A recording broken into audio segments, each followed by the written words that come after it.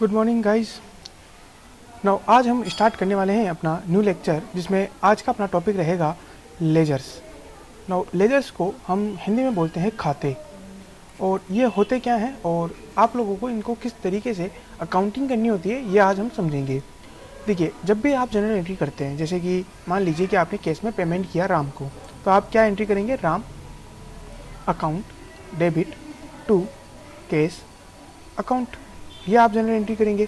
अब यहाँ पे ये जो राम अकाउंट है ये क्या है? ये एक खाता है, ये एक अकाउंट है। और अगर हम इस अकाउंट को एक और आम बोलचाल की भाषा में बोले तो ये लेजर है। और ये लेजर क्या होता है? इस अकाउंट का एक स्टेटमेंट कहलाता है लेजर। अब आपके पास हम धीरे धीरे आएंगे कि सर ये स्टेटमेंट क्या होता है और किस तरीके से ये बनाया जाता है। इसी तरीके से जैसे केस है, ये भी क्या है? एक खाता है। और ये जो खाता है या ये जो अकाउंट है, इसका भी स्टेटमेंट क्या कहलाएगा? लेजर। अब हम बात करते हैं कि सर ये स्टेटमेंट किस तरीके से बनता है। तो देखिए, पूरे साल भर में हम कई बार जनरल एंट्रीज करते हैं।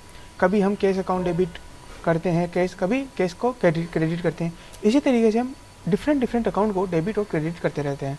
जैसे राम से हमने पैसा लिया तो हम क्या लिखेंगे? Cash account debit to Ram account.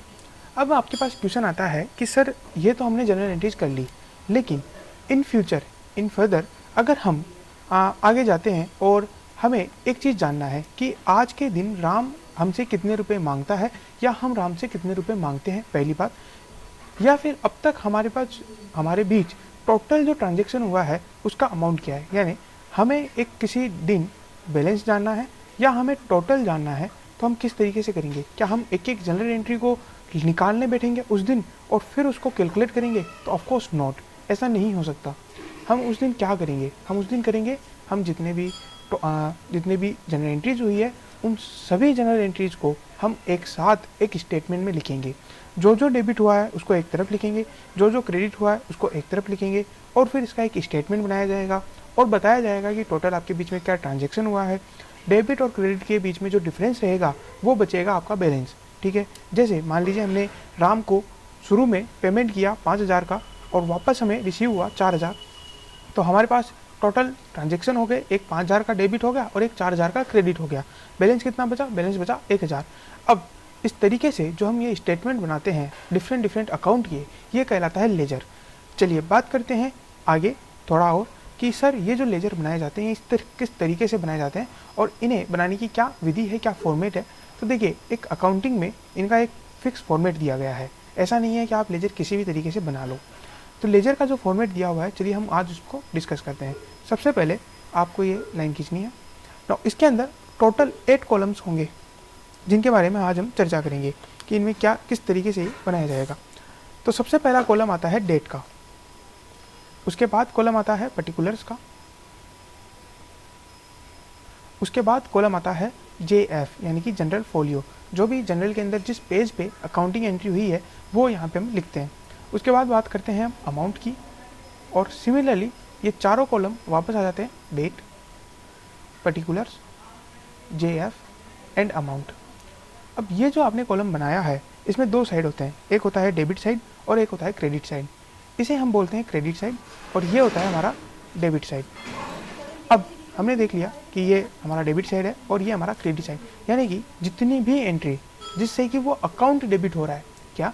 जिससे कि वो अकाउंट डेबिट हो रहा है। जैसे हमने राम को पैसा दिया तो यहाँ पे राम अकाउंट क्या हो रहा है? डेबिट हो रहा है। तो अगर जितनी भी जनरल एंट्रीज है जिससे कि वो अकाउंट डेबिट हो रहा है, वो ट्रांजेक्शन यहाँ आएंगे। और जितनी भी जनरल एंट्रीज है जिससे वो अकाउंट क्रेडिट हो रहा है, तो वो सारी जनरल एंट्रीज इधर आएगी। ऑफकोर्स अब आपको समझना है क्या? अगर राम अकाउंट डेबिट हो रहा है तो हम उसे डेबिट में लिखेंगे, और अगर राम अकाउंट क्रेडिट हो रहा है तो हम उसे इस क्रेडिट साइड में लिखेंगे।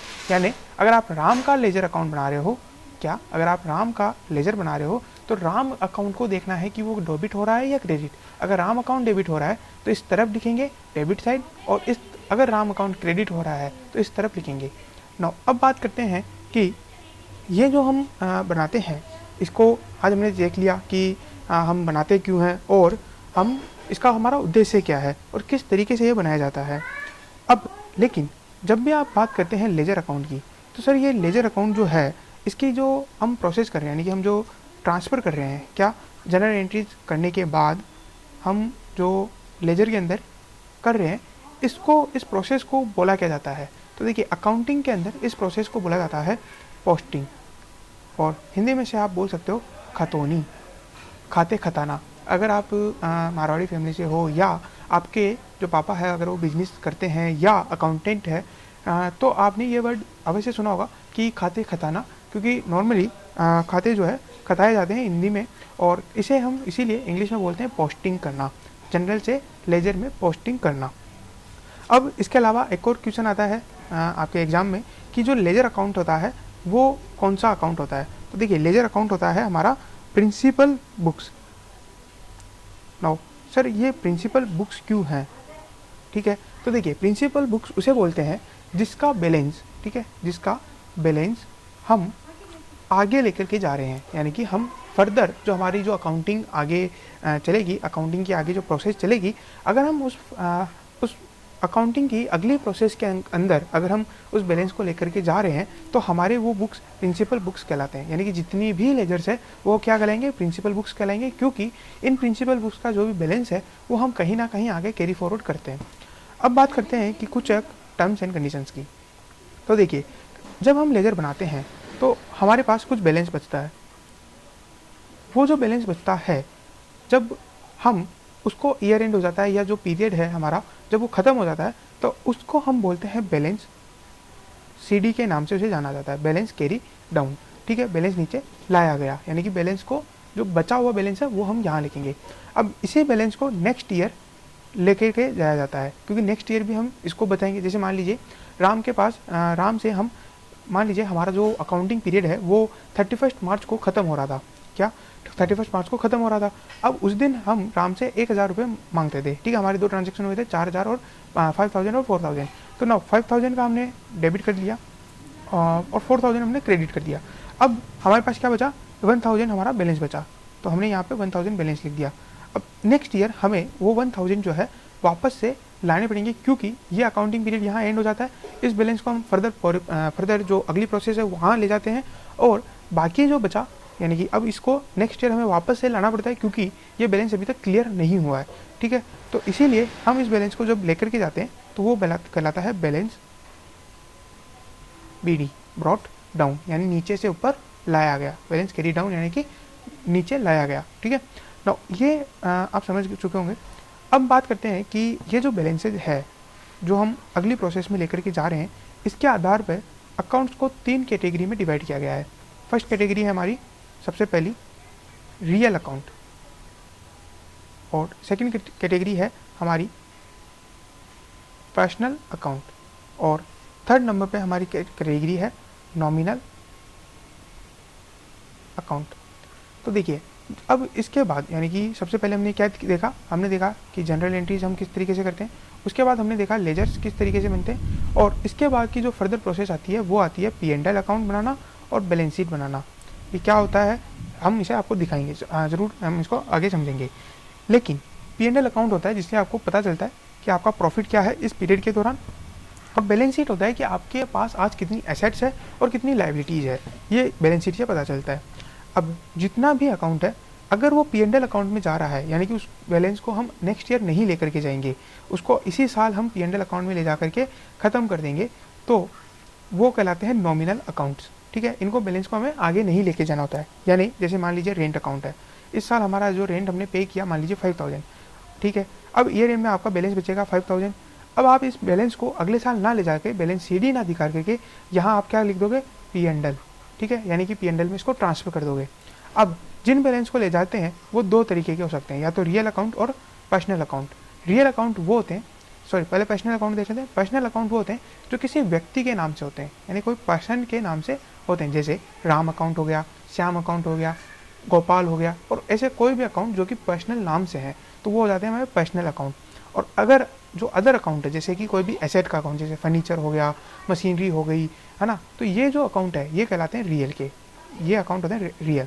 जो एसेट हो गया या फिर कोई लायबिलिटी हो गई, जैसे कि लायबिलिटी के अंदर हमें नाम नहीं होना है। ठीक है, नाम नहीं होना चाहिए बल्कि लायबिलिटी होनी चाहिए। जैसे लायबिलिटी हो सकती है बैंक की, बैंक का जो लोन है वो, तो इस तरीके का जो एसेट और लायबिलिटी के अकाउंट है वो हो जाते हैं रियल अकाउंट। चलिए अब हम एक एग्जांपल के थ्रू इन लेजर्स को समझते हैं कि ये किस तरीके से हम बनाते हैं। तो हमारे पास एक क्वेश्चन है और उसके हिसाब से हमें समझना पड़ेगा।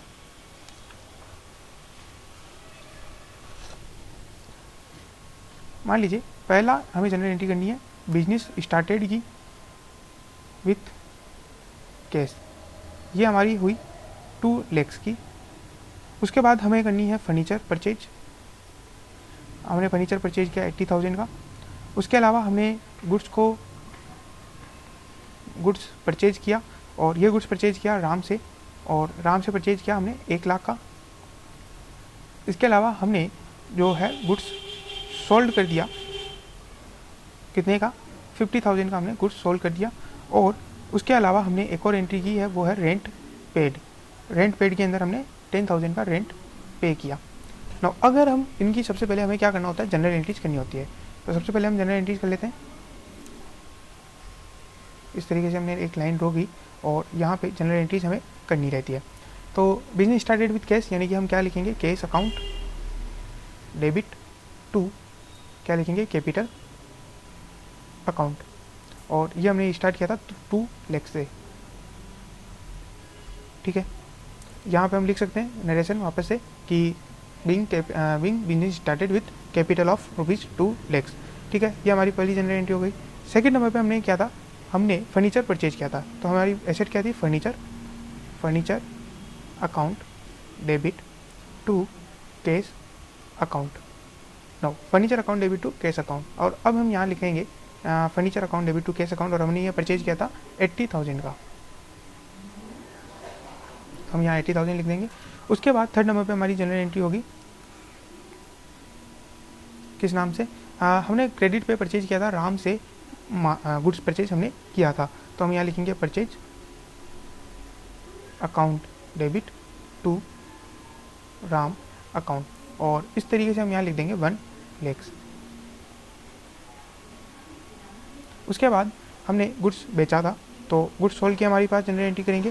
तो गुड्स सोल्ड हमने कैश में किया था क्योंकि नाम कुछ लिखा नहीं है, तो cash account debit to sales account, ठीक है। ये हमने जनरल एंट्री करना पिछले वाले जो हमारे लेक्चर्स थे, पिछला जो टॉपिक था हमने उसमें सीख लिया है, तो हम यहाँ उस पर ज़्यादा समय नहीं लगा रहे हैं, ठीक है।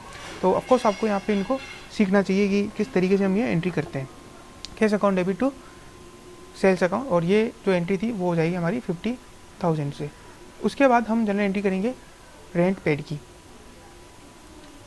तो 5th एंट्री हो जाएगी रेंट पेड।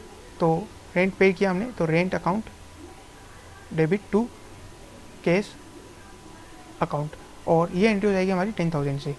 ना अब हमें लेजर्स बनाने हैं, ठीक है। अगर आप देखोगे यहाँ पे टोटल करोगे तो आपके कितने अकाउंट बनेंगे, एक हो गया कैश का, एक हो गया रेंट का, एक हो गया सेल्स का, कैश का हमने पहले काउंट कर लिया था, एक हो गया राम का 4, 5th परचेज का, फिर सेल हमने देख ही लिया था पहले, फर्नीचर हो गया 6, और उसके अलावा कैपिटल हो गया 7, यानी कि 7 अकाउंट हो गए। नाउ 7 अकाउंट में यहाँ पे आपको बना के नहीं दिखा सकता क्योंकि काफ़ी टाइम कंज्यूमिंग हो जाएगा, और आप भी यहाँ पे प्रैक्टिस करोगे तो मैं आपको एक अकाउंट बना के दिखाता हूँ। स्टेप बाय स्टेप हम प्रोसेस समझते हैं कि किस तरीके से आपको ये अकाउंट बनाने हैं। तो हम कैश अकाउंट बनाएंगे यहाँ पे, और एक एक जनरल एंट्री हम देखेंगे, ठीक है। तो कैश अकाउंट यहाँ लिखेंगे और इस तरीके से हम एक लिख देंगे। देन यहाँ पे आ जाएगी डेट, ठीक है। उसके बाद पर्टिकुलर्स, JF, अमाउंट, वापस से date, particulars, JF and amount. यहाँ ऊपर क्रेडिट और डेबिट लिखना भी ना भूलना है आपको। नाउ अब हमें करनी है जनरल एंट्री। तो सबसे पहले हम चलते हैं पहली एंट्री पे हमारी, और पहली एंट्री हमारी ये क्या है, cash account debit to capital account 2 lakh rupees.